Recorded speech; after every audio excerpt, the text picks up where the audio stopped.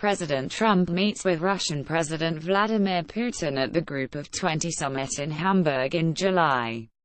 Evan Vuciap: It's no secret that President Trump isn't a fan of the idea that Russia interfered in the 2016 election. Even when he's conceded it, he's gone only halfway. He's accepting of Vladimir Putin's denials. He clearly only begrudgingly signed Congress's new Russia sanctions. And he has even reportedly dispatched a conspiracy theorist to brief his CIA director on the matter.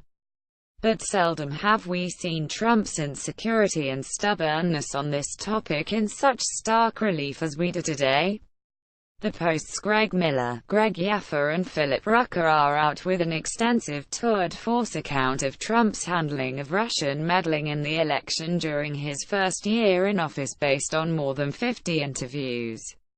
And they conclude that over the course of that year, Trump became only more adamant in his rejections of it. Some of the accounts are jaw-dropping. A few worth highlighting: Trump said it was a trap to admit that Russia hacked Democratic emails after being briefed on the intelligence community's conclusions on Jan. 6.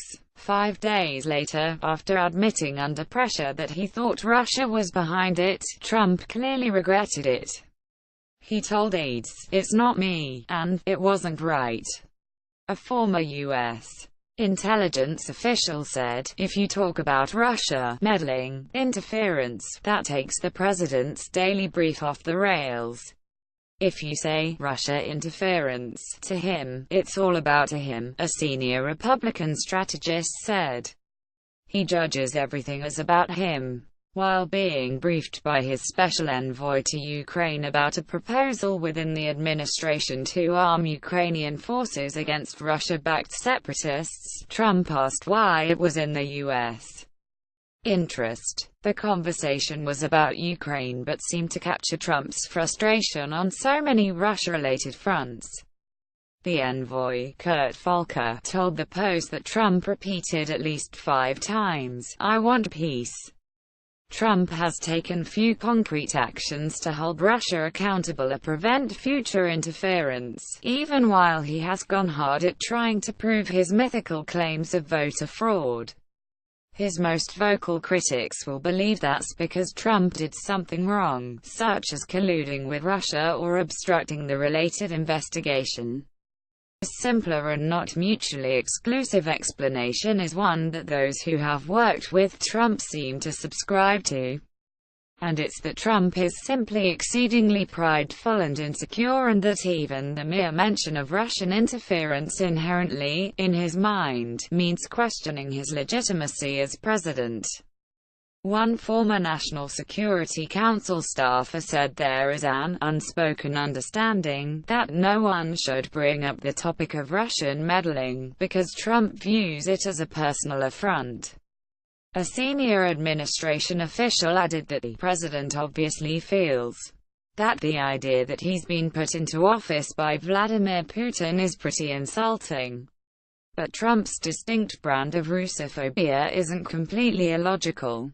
For all of Trump's pronouncements that he won by a landslide, just moving the needle by 1 percentage point in each state means Trump would have lost. Nobody can prove Trump would have lost without Russian interference, but it's not a massive leap. A Quinnipiac poll this week, incidentally, found 41% of Americans believe Russia changed the outcome in Trump's favor. As Trump's presidency and approval rating continue to languish, and as the Russia investigation continues to close in around him, it seems very unlikely any of this will change anytime soon. How that recalcitrance manifests itself in Trump's actions, and whether they become more desperate, is the real question. But to be clear, a president who can't even countenance the mere mention of Russian interference is thinking about these things more emotionally than rationally. And that's probably the best interpretation of Trump's actions as described by the Post's story.